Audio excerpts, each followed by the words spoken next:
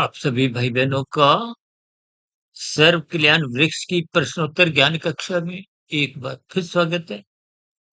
आज की चर्चा में किसी भाई बंधु ने एक प्रश्न रखा है कि ब्रह्म मुहूर्त में कितने वाट का बल्ब जला होता है, क्योंकि हम अपनी चर्चाओं में अक्सर बार बार कहते हैं तमोगुण में 1 वाट का, रजोगुण में 10 वाट का और सतोगुण में 100 वाट का बल्ब जला होता है। अलग अलग स्थितियों में कुछ एक तर्क पूर्वक दार्शनिक भाव से स्थितियों पर प्रकाश डालते हैं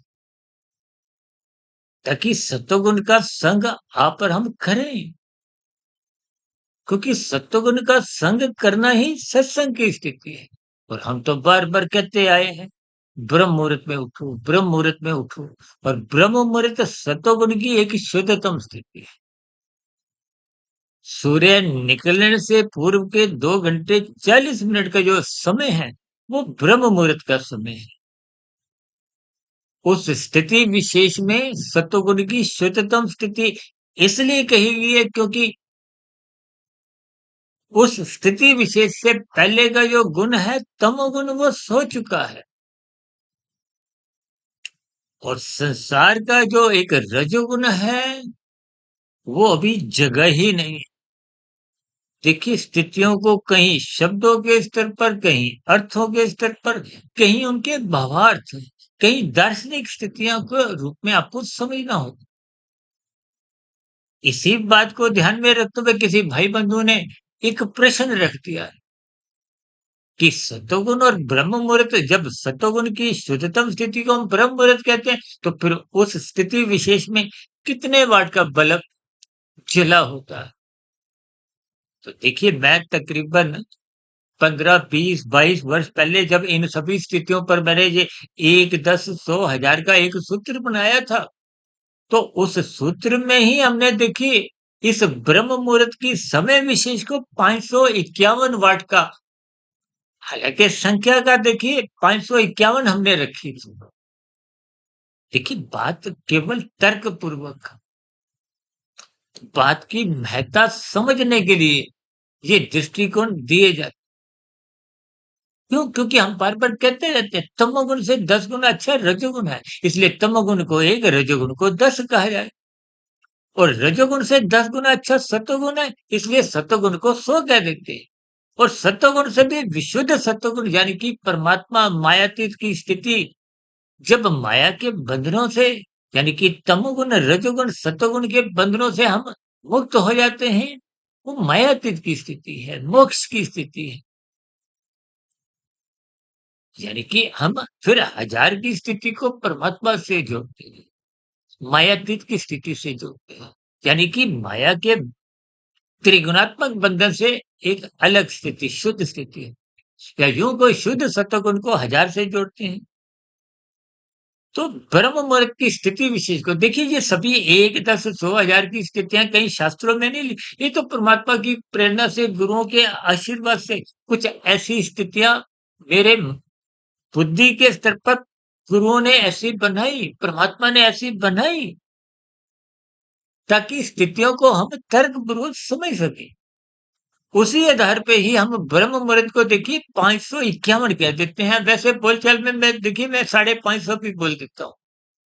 हालांकि इस पर कभी हमने शायद वीडियो तो नहीं बनाई, क्योंकि ये बहुत ही देखिए कभी-कभी कुछ सूक्ष्म स्थितियां होती हैं। अब क्योंकि किसी भाई बंधु ने एक प्रश्न रखा है, तो इसलिए उस प्रश्न के उत्तर में इन स्थितियों पर मैं कुछ शाब्दिक स्तर पर प्रकाश डाल रहा हूँ।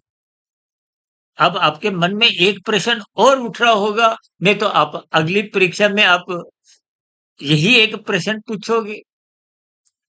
देखिए 551 का मूल एक पीछे का तर्क क्या है, आधार क्या है। देखिए जब हम कहते हैं ना सतोगुण से परमात्मा के मार्ग पर चलो, 1 10 100 100 पर पहुंचने का मतलब आप सतोगुण में पहुंच गए। अब सतोगुण से 1000 की एक यात्रा है। अब मुझे ध्यान आया तकरीबन 6 वर्ष पहले हमने एक आध्यात्मिक यात्रा के पड़ाव पे भी मैं समझता हूँ 5-6 वीडियो बनाई थी। तो उनमें अलग-अलग रेलगाड़ी की यात्रा के हिसाब से हमने कुछ इस पर एक विचार रखे थे। यानी कि ब्रह्म मुहूर्त का समय जो मैंने अभी कहा ना 551 वाट का, उसके पीछे का तर्क यही है कि 100 और 1000 के बीच की जो एक दूरी है, वो 900 अंकों की है और 900 का आधा 450 और 100 तक आप पहुंच चुके हो। 100 जमा 450 हो गए 550 और 550 में एक और इसलिए जोड़ा गया। लेकिन जब आप किसी तराजू पे कभी जैसे आप फल लेते हो, सब्जी लेते हो, तो 1 किलो का बाट और दूसरे में सब्जी, फल जो भी रखा जाता है, वो थोड़ा अधिक होने पे ही वो दुकानदार भाई आपको में तौल के एक दे देता है। इसका मतलब क्या है कि जब एक पलड़ा झुकता है, झुकने का अभिप्राय यहाँ देखिए 1000 क्योंकि परमात्मा के लिए आता है और परमात्मा की सुमुखता बनाने के लिए आपको हमें परमात्मा की ओर झुकना होता है, रुचि बनानी होती है। और रुचि बार-बार जो हम कहते हैं ब्रह्म मुहूर्त में उठो क्योंकि वो सत्वगुण की शुद्धतम स्थिति है। यानी कि 100 और 1000 का जो आधा है वो 450 और 450 में एक और जोड़ दिया ताकि वो बहुमत बन जाए। तो इसलिए 450 और 100 की यात्रा आप कर चुके हो। 100 जमा 450 550 उसमें एक जोड़ते हुए 551 बन जाता है। तो संसार से विमुखता बन जाती है, ज्ञान पूर्वक वैराग्य बन जाता है और परमात्मा से सुमुखता बन जाती है और साधना आरंभ हो जाती है। देखिए ये सभी स्थितियों को मैंने परमात्मा की प्रेरणा से, गुरुओं के आशीर्वाद से कुछ तर्क संगत स्थितियों पर कुछ प्रकाश डाला है।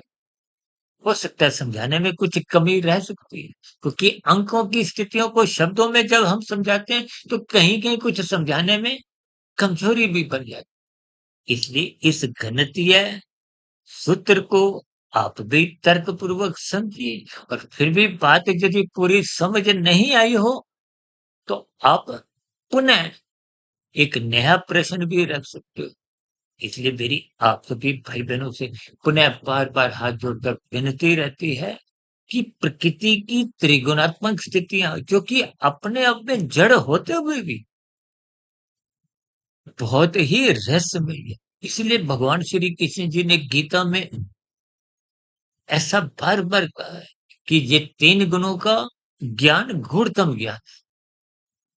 इस गूढ़तम ज्ञान को जितना-जितना आप ज्ञानपूर्वक समझोगे, उतना-उतना परमात्मा से जुड़ने में आपकी जो एक संसारी बाधाएँ हैं, बाधाएँ क्या हैं? ये संसारी गुण, रजोगुण, तमोगुण। देखिए शास्त्र पहले ही बार-बार कहते हैं रजोगुण, तमोगुण बाँधते हैं, बंधनदायक और सत्वगुण मुक्तिदायक है और सत्वगुण का संग करना ही सत्संग है और सत्संग को बार-बार हम कहते हैं निरंतर करो, श्रद्धापूर्वक करो। देखिए एक-एक शब्द को थोड़ा वज़न दीजिए।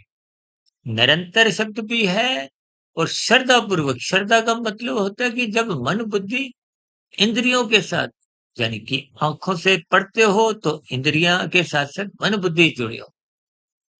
कानों द्वारा सुनते हो तो मन, बुद्धि साथ जुड़े हो। ये श्रद्धा होती है। श्रद्धापूर्वक किए गए, सुने गए, पढ़े गए इन सभी स्थितियों पर पुनः चिंतन करो, मनन करो और चिंतन का समय शुद्धतम स्थिति ब्रह्म मुहूर्त की। फिर चिंतन करो, मनन करो, शोध की स्थितियाँ फिर से कार्यशील में शुभ संस्कार बनने लगते हैं। देखिए स्थितियों को जितना-जितना क्रमबद्ध आप समझोगे, तो स्थितियों के रहस्य आपको समझ में आने लगेंगे। यूँ तो देखिए अब हमने कुछ इन सभी स्थितियों पर कुछ शॉर्ट्स की वीडियो भी बनाते हुए और आपका आध्यात्मिक मित्र में भी कुछ लघु ज्ञान संदेशों द्वारा कुछ बातें रखी हैं।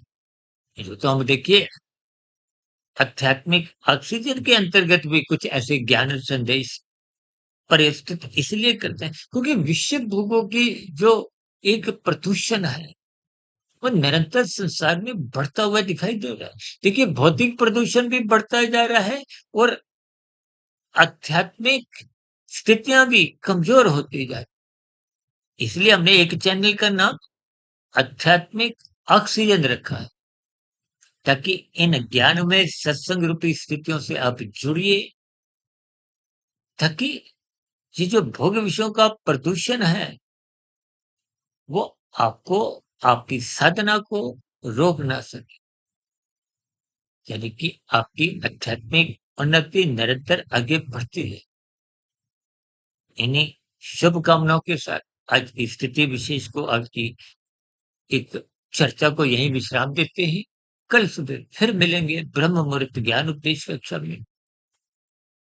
तब तक आप अपने आध्यात्मिक मित्र सुधीर भाटिया फकीर को इजाजत दें। वीडियो विशेष को ध्यानपूर्वक, धैर्यपूर्वक और गंभीरतापूर्वक सुनने के लिए आप सभी भाई बहनों का बहुत बहुत धन्यवाद।